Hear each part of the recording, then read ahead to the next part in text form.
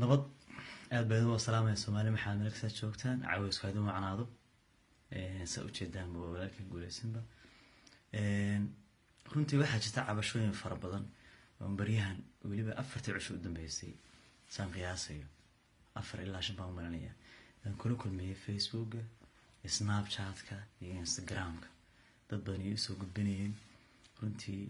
doonayaan ka jahil bixiyo akoon lagu soo qoriyo waxyaalo runtii afkayga aan qaban waqtina aan u hayn waxyaalaha qaar lagu soo qoray caawidii sheegaya shakhsiga aniga miyi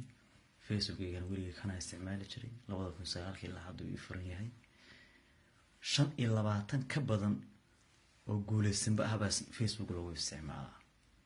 runtii waa kaliya ma haystay runtii waa dhibaato fara badan oo fanaaniinta iyo dhamaan inta Soomaali magaca maamuus ku leh haysato weey saan uga bixi doon ilaahan ba og waxa sameynayna waa qof Soomaaliyeed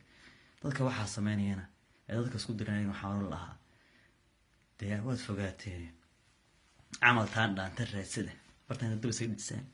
amal taan dhaanta raadsada ayaan oran lahaa dhalinyarada hore Soomaaliyeed leeyahay dhaqan buu meel ahaan tan waa caado nagu cusub intuu nin khad soo galo internet soo fariiso laba qof isku diro waa sheeko nagu cusub runtii laga fool xun oo runtii laga xumaado way oo laga xiiqsiyoodo marka waxaan rabaa waxaan ka cadeeyo qofka inaan anigu ahayn afkayna waxa ma qabso waqtina ma hayo aadna waa idin salaamay wixii hadda ka dambeeyay kan igala socdo habeen wanaagsan